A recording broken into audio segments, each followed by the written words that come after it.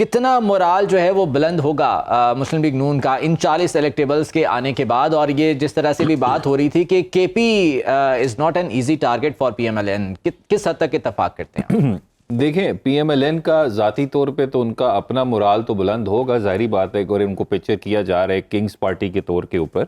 لیکن یہ اس وقت سوال ہے آپ کا عوام میں مقبولیت کا، کہ آپ اس طرح کے ٹیکٹکس کے یا اس طرح کی اسٹریٹجی کے ساتھ عوام میں کتنے مقبول ہوتے ہیں۔ اب میں آپ کو بتاتا ہوں سینٹ 2021 کے جب الیکشن ہوئے تھے تو یہ پی ایم ایل این کی ٹاپ لیڈرشپ کا بیان تھا، میں ٹاپ مینز ٹاپ 3 کی بات کر رہا ہوں۔ عوامی طاقت یا مقبولیت پر جب آپ کو اعتماد نہیں ہوتا اپنی پارٹی کا، صرف ایک ہی راستہ رہ جاتا ہے، وہ ہے سلیکٹ ہونا، اور یہ باپ نے باپ کے کہنے پر ووٹ دیا ہے۔ This is from the top leadership, ٹھیک ہے۔ اب دیکھیں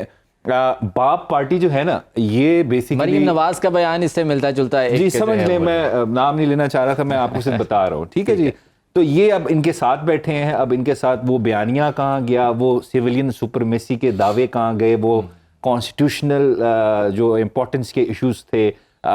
ووٹ کو عزت دو، وہ ساری چیزیں، یہ چیزیں پھر عوام تو قبول نہیں کرے گی نا، آپ کی پارٹی تو اس پہ خوش ہوگی۔ اور جہاں تک باپ پارٹی کی بات ہے، دیکھیں یہ باپ پارٹی بیسیکلی اوبر یا کریم کی گاڑی ہے، ٹھیک ہے۔ اس کو جہاں سے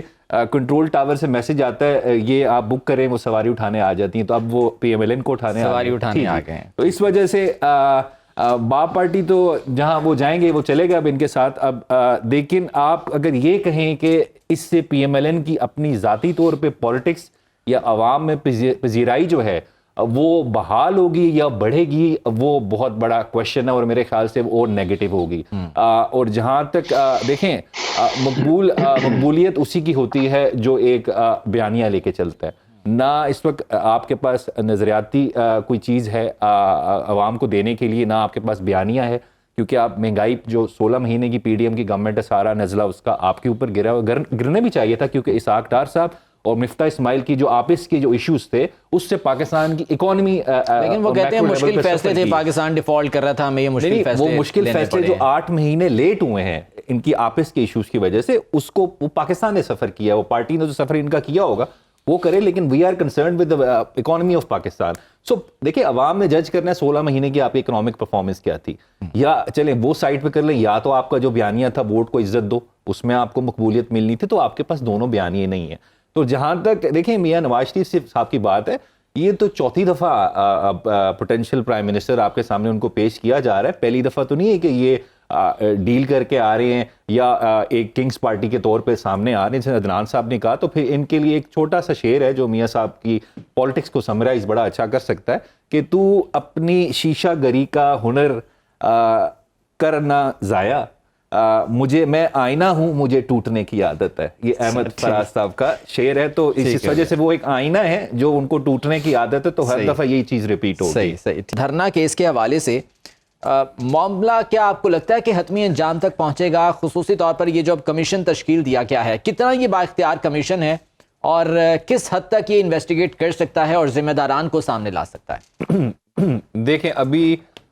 جو ریٹن میں آپ کے پاس جب ٹی او آرز آئیں گے اس کمیشن کے، کیا اس کے پاورز ہیں، فنکشنز ہیں، کس طرح اس نے پرفارم کرنا ہے، تو پھر آپ ڈیٹیل میں بتا سکتے ہیں کہ کس حد تک یہ کام کر سکتا ہے۔ لیکن اگر آپ نے دیکھنا ہے کہ کمیشن کتنا افیکٹو ہوگا، اور وہ کمیشن جو سپریم کورٹ کے آرڈر پہ بنا ہو یا ویسے فیڈرل گورنمنٹ نے بنایا ہو کوئی کنٹروورسی انویسٹیگیٹ کرنے کے لیے، تو آپ پھر تھوڑا سا تاریخی پس منظر میں چلے جائیں۔ پاکستان میں بڑے بڑے کمیشن بنے ہیں، starting from Hamood ur-Rahman commission ایک بنا تھا، آپ کو یاد ہوگا، اس کی رپورٹ آئی نہیں، پبلش ہی نہیں ہوئی، اگر پبلش ہوئی بھی صحیح کچھ حصوں میں ہوئی، کچھ اس کے پیجز ہلکے پھلکے نکل آئے، لیکن ابھی تک پوری طرح فارم میں اگر وہ کمیشن کی رپورٹ ہے مجھے نہیں پتا، میں نے نہیں دیکھی۔ اور پھر اس کے بعد آپ کو یاد ہوگا اس کے دھاندلی کمیشن ایک بنا تھا، وہ کمیشن بنا، اس نے پرفارم کیا، سارا کچھ کیا، لیکن ایبٹ آباد واقعے کے حوالے سے بنایا گیا، آ رہا تھا بے نظیر قتل کیس کے حوالے سے ایبٹ آباد واقعے کا، پھر بے نظیر بھٹو صاحب کی وہ تو یو این کا کمیشن آیا تھا، اور پھر اس کے ساتھ ساتھ ایک صحافی تھے سلیم شہزاد صاحب، ان کا بھی سپریم کورٹ کا کمیشن بنا تھا، پھر اس کے بعد ارشد شریف صاحب کا بھی ایک فیکٹ فائنڈنگ کمیٹی بنی، اس طرح کی کافی بنتی رہی ہیں۔ ماڈل ٹاؤن کا کمیشن، اس میں اس طرح سے بہت سارے کمیشن ہیں، ان میں وہ نشاندہی بھی کر دیتے ہیں کہ یہ لوگ جو ہیں اس کے لیے ہماری نظر میں ریسپانسبل ہیں۔ لیکن اس کے بعد سب سے امپورٹنٹ اصغر خان کیس آپ کے سامنے ہے جس میں جنرل درانی اور جنرل اسلم بیگ صاحب کا نام تھا. تو کمیشنز تو بنے ہیں, انہوں نے کام بھی کیا ہے, اس میں انہوں نے کچھ انکریمنیٹنگ آبزرویشنز بھی دی ہیں, کنکلوژنز بھی ڈرا کیے ہیں, لیکن اس کے بعد کیا ہوا